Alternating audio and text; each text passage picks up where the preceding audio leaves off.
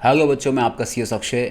बहुत सारे बच्चों ने मैसेज किया कि सर आज EBCL ECIPL का पेपर था, तो उसके बारे में कुछ डिस्कशन होना चाहिए।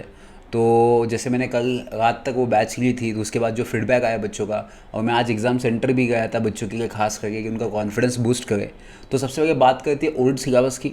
तो ओल्ड सिलेबस में देखो बच्चों, मैंने आपको पहले ही बताया था कल कि RBI का फर्स्ट क्वेश्चन आता वो पढ़ के जाना। उसमें मैंने बोला था कि मॉनेटरी पॉलिसी पढ़ के जाओ, और मॉनेटरी पॉलिसी में फर्स्ट क्वेश्चन वही आया, मॉनेटरी पॉलिसी क्या होता है। आप ठीक से देख लेना, जो भी बच्चे EBCL के ओल्ड सिलेबस के बच्चे, सेम टू सेम वो क्वेश्चन कॉपी हुआ है कि फर्स्ट वाला कि मॉनेटरी पॉलिसी कमेटी क्या होता है, और मैंने वो लिख के भी दिया था आपको।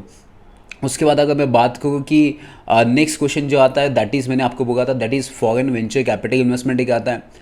फिर उसके बाद मैंने आपको बोला था कि ये स्कीम पढ़ के जाना। फॉरेन ट्रेड पॉलिसी में बोला था कि एक्सपोर्ट प्रमोशन कैपिटल गुड्स, अगर EPCG की जो स्कीम्स है वो मैंने फॉरेन ट्रेड पॉलिसी जब आपको चैप्टर पढ़ाया था, तो उस टाइम पे भी मैंने आपको बोला था कि ये पढ़ के जाओ, पढ़ के जाओ।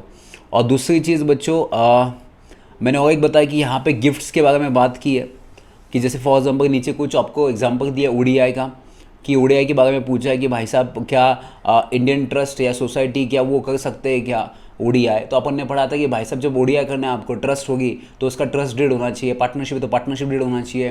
तो उनके बाद उनका रेजोल्यूशन पास करना पड़ेगा, फिर उनके क्लॉज में वो अथॉरिटी होनी चाहिए। तो ये 5 मार्क का क्वेश्चन है। और उसके बाद जो पूछा है बच्चों, what can be asset out of foreign contributions, asset क्या होती है।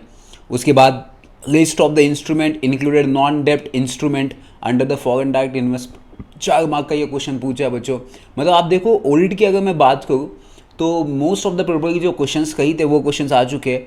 और आप देखो अगर जो क्वेश्चन नंबर 2A है उसमें बोर्ड अप्रूवल SEZ का, मैंने आपको पहले ही बताया था कि आप ये करके जाओ। और मैंने फीचर्स बताया था कि फॉरेन कॉन्ट्रीब्यूशन रेगुलेशन एक्ट के फीचर्स क्या है, मैंने बहुत क्लास में बताया था, और आपको चिल्ला चिल्ला के मैं थक चुका था कि ये पढ़ के जाओ, पढ़ के जाओ। और वही एग्ज़ाम में आया है बच्चों। और दूसरी चीज़ मैं अगर कहूँ कि उसके बाद में अगर बात करूँ नेक्स्ट क्वेश्चन की तरफ बढ़ता हूँ, तो कंपटीशन कमीशन ऑफ इंडिया, तो इसके बारे में बहुत अच्छे क्वेश्चंस आए, मैं बहुत खुश हुआ। तो देखो competition law and competition policy क्या होती है, मैंने क्लास में चल गया था, वो आपको बताया था कि इंपॉर्टेंट टिक मार्क करना, अक्षर सर की ज़बानी, अक्षर सर की वचन है, और मैंने बोला था पॉलिसी एंड लॉ पढ़ के जाना, और वो एग्जाम में आ चुका है। कॉम्पिटिशन एडवोकेसी मैंने कल ही लेक्चर में बोला था कि बच्चे पढ़ के जाना, 60 दिन का टाइम है, आपको रेफर करना पड़ता, वही क्वेश्चन आया है। और भाई साहब कंपटीशन के अंडर क्या क्या कौन रिप्रेजेंट कर सकता है, वो भी 5 मार्क का क्वेश्चन आया।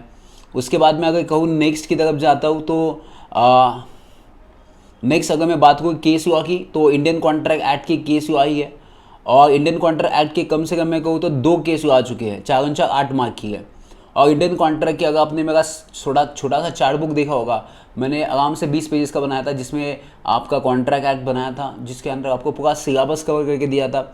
और ये बहुत ईजी क्वेश्चंस आया था, बहुत ईजी, मतलब बहुत ही ईजी क्वेश्चंस था। मतलब अराउंड सोचो आप 8 में से अगर आपने एक केस लॉ भी सॉल्व की तो आपके लिए बहुत इजी हो जाएगा बच्चों। और ये इतना इजी है कि मैं क्या बताऊँ तुम लोगों को ये क्वेश्चंस।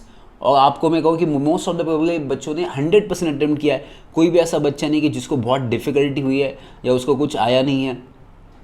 यस, अब मैं अगर कुछ आगे बढ़ूँ थोड़ा, तो उसके बाद मैंने कल ही बच्चों बता के गया था, ध्यान से सुनना। आप देखो क्वेश्चन नंबर अगर आप देखोगे तो क्वेश्चन नंबर 6B का देखो, वहाँ पे पूछा है कि कंज्यूमर प्रोटेक्शन एक्ट के अंडर प्रोडक्ट लायबिलिटी क्या होता है, एक्शंस लायबिलिटी और प्रोडक्ट मैन्युफैक्चर क्या होता है। कल मैंने आपको बताया था, कल का सेशन ओपन करके देखना मैराथन का, उसमें बताया था कि ये पढ़ के जाओ, ये एग्जाम में आएगा बच्चों।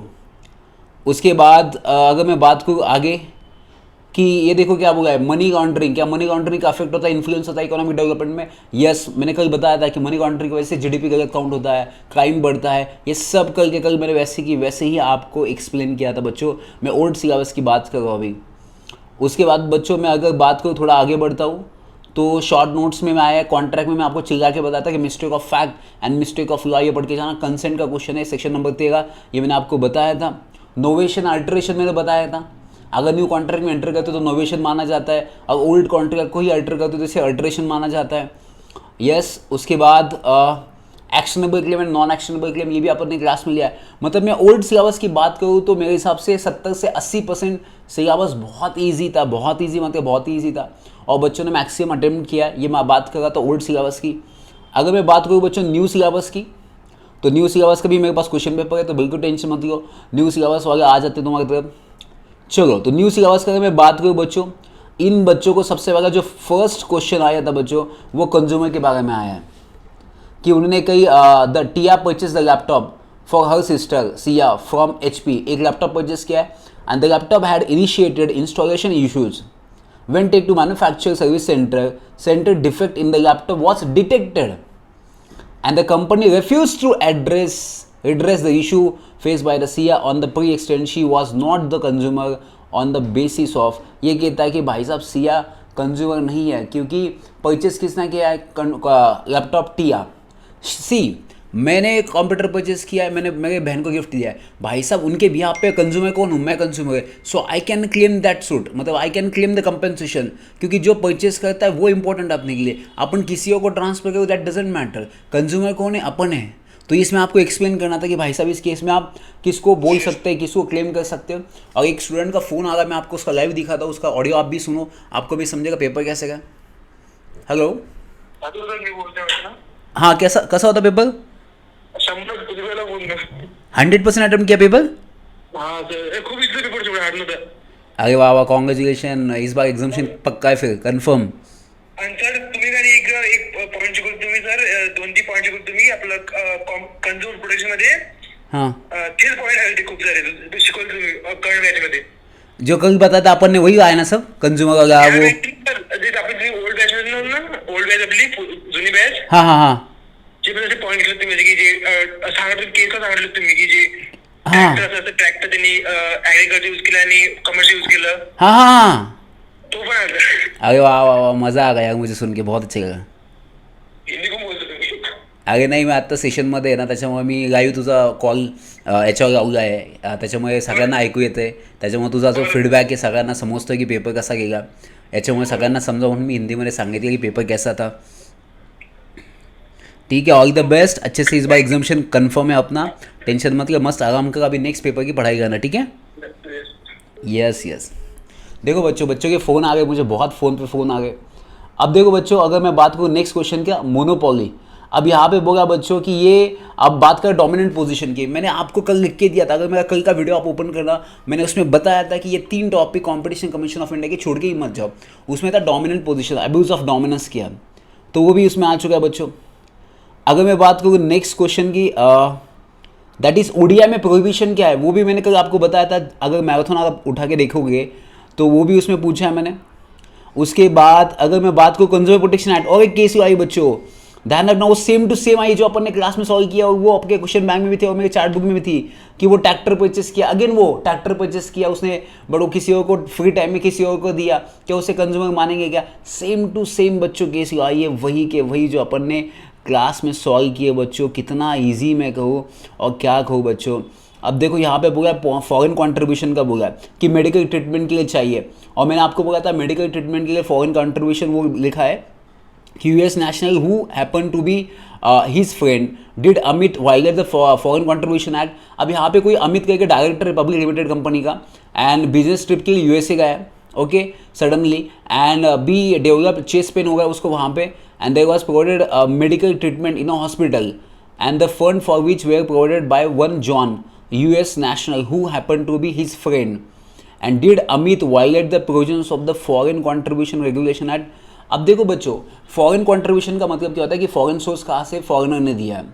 अब ये रिसीव्ड किसने किया, इंडिया में, बट ध्यान रखना ये इंडिया में रिसीव्ड नहीं हुआ, रिसीव्ड कहाँ पे हुआ है, आउटसाइड इंडिया में हुआ है। बट याद रखना अपन ने पढ़ा था कि प्रोहिबिटेड लिस्ट में कौन कौन आता है, क्या प्रोहिबिटेड लिस्ट में ये मैटर आता है क्या कि आपको कोई हॉस्पिटल पर्पज़ के लिए जाता है, तो ये कोई मैटर वहाँ पे कंसिडर नहीं किया गया बच्चों। कितना ईजी क्वेश्चन था, 4 मार्क का क्वेश्चन पूछा गया, अपने क्लास में पढ़ा है, वाह बच्चों क्या मैं बोलूँ इसको। अब ये देखा है, अगेन ये बोला कि वाइफ के नाम पे प्रॉपर्टी परचेस की, बताओ ये बिना में ट्रांजेक्शन है क्या। कितना इजी क्वेश्चन पूछा है बच्चों, कल का सेम टू सेम 4 मार्क का क्वेश्चन पूछा है। अगर मैं बात करूँ बच्चों नेक्स्ट क्वेश्चन की, दैट इज़ वहाँ पे पूरा है कि पॉलिटिकल नेचर का क्या होता है ऑर्गेनाइजेशन, तो मेरा तो ये कंपेयर करते हैं पॉलिटिकल ऑर्गेनाइजेशन के, ये अपन ने कल डिस्कस किया, 5 मार्क का क्वेश्चन है बच्चों। और बाप रे, सेंट्रल गवर्नमेंट सुपरसीड कब करता है ऐसी लड़की अथॉरिटी को, ये अपन ने पढ़ा था जब उसका डायरेक्शन नहीं सुनता है या उसमें कोई कंप्लेंट्स नहीं करता, ये अपन ने क्लास में वैसे की वैसा किया है। अगर मैं बात करूँ नेक्स्ट एग्रीमेंट्स की कि कौन से एग्रीमेंट्स जो एंटी कॉम्पिटिटिव होते हैं, वो अगेन क्वेश्चन आया बच्चों। रेगुलाइज रेमिटेंस स्कीम तो मैंने कल लिख के दिया था आपको, ये पढ़ के जाओ, वो आया है बच्चों।